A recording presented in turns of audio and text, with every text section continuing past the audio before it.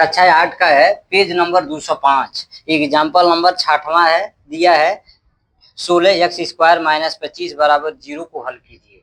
अब ध्यान देंगे, हमारा जो ये कोचिंग सेंटर है इसमें क्या होता है, विस्तार से हम पढ़ाते हैं। अगर एक प्रश्नावली 1A में 1 से 10 सवाल है तो 10 को विस्तार से बताएंगे, अन्य विस्तारवादी करते हैं। ऐसा नहीं है शॉर्टकट की नहीं पढ़ाते हैं हम, शुरू से लास्ट तक। जैसे कोचिंग में क्या होता है, शुरू से लास्ट तक विस्तार से पढ़ाया जाता है। स्कूल में 1 से 10 सवाल है तो उसमें 4 बताया जाता है, 6 छोड़ दिया जाता है। इसमें हमारे में क्या है, पूरा विस्तार से बताते हैं हम। लिखेंगे हल। यहाँ पे क्या दिया हुआ है, कक्षा 8 का पेज नंबर 205। एक बार और बता रहा हूँ, एग्जाम्पल नंबर है 6।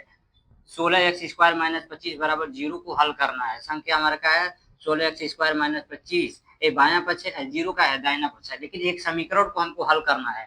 लिखेंगे हल।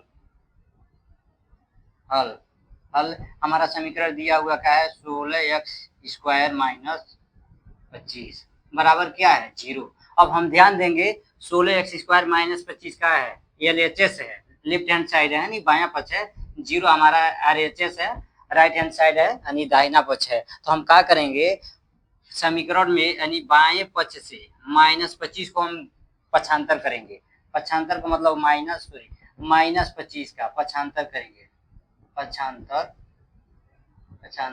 करने पर, पक्षांतर जब होगा तो अब ध्यान देंगे, अगर चिन्ह हमारे बाएं पक्ष में माइनस है तो दाहिने में जाएगा तो प्लस हो जाएगा। वही चिन्ह अगर दाहिने पक्ष में है तो बाएं पक्ष में जाएगा तो माइनस हो जाएगा।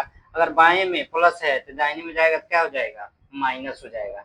वही पद, वही समीकरण अगर माइनस में है, माइनस दाहिने पक्ष में है तो अगर बाएं पक्ष में जाएगा तो प्लस हो जाएगा। तो यहाँ पर क्या लिखा हुआ है, 16x² - 25 बराबर 0। ये बायां पक्ष है और ये दाहिने पक्ष है। हम क्या करेंगे, बाएं पक्ष में -25 का पक्षांतर करेंगे तो प्लस हो जाएगा, माइनस है तो प्लस हो जाएगा। यहाँ बराबर का चिन्ह लिखेंगे, 16x² बराबर माइनस है तो दाहिने में जाएगा तो हो जाएगा प्लस। अब हम ध्यान देंगे, 16x² बराबर 25 है, कोई चिन्ह नहीं है तो गुणे का चिन्ह, यानी 16 से 25 में क्या करेंगे, भाग दे देंगे।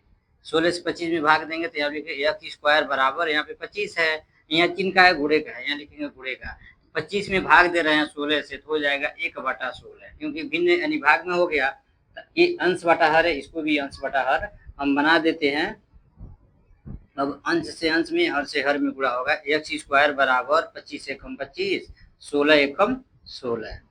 16। अब आ क्या गया है, x पे 2 घात बराबर 25/16 है। तो हम क्या करेंगे, दोनों पक्षों का वर्गमूल लेंगे। वर्गमूल का मतलब क्या हो गया, एक कड़ी जो हमारा हो गया ये वर्गमूल है, क्योंकि इस कड़ी का मान क्या होता है, 2 होता है। इस कड़ी का मान 2 होता है। अगर यहाँ पे 16 है तो टूटेगा, यानी 16 को हम गुणनखंड कर देंगे, यानी 16 4 सौ को 16, 4 एकम 4, यानी 4 में 4 से गुणा करेंगे तो हमारा कितना प्राप्त होगा, 16 प्राप्त होगा। यानी 16 के जगह पर हम क्या कर देंगे, लिखेंगे 4 × 4। 25 के जगह पर हम क्या लिखेंगे, 25 है तो 5 बचे 25, 5 एकम 5, 5 में 5 से गुणा करेंगे तो हमारा आंसर क्या आ जाएगा, 25। 25 के 5 × 5 यानी 5 बचे 25 होता है। अब ध्यान देंगे, क्योंकि ये दोनों पक्षों का वर्गमूल, वर्गमूल मतलब कड़ी, कड़ी का मान होता है 2, यानी दोनों पक्षों को हम क्या करेंगे, वर्गमूल करेंगे।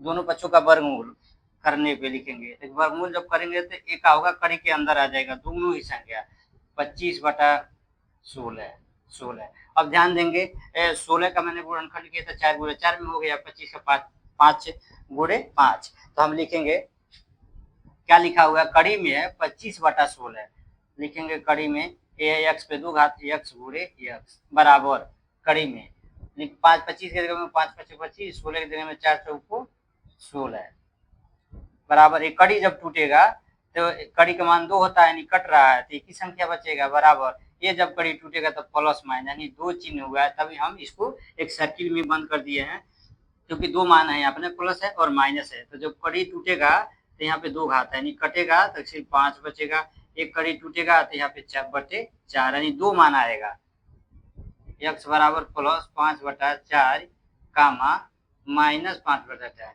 यही हमारा आंसर हो जाएगा।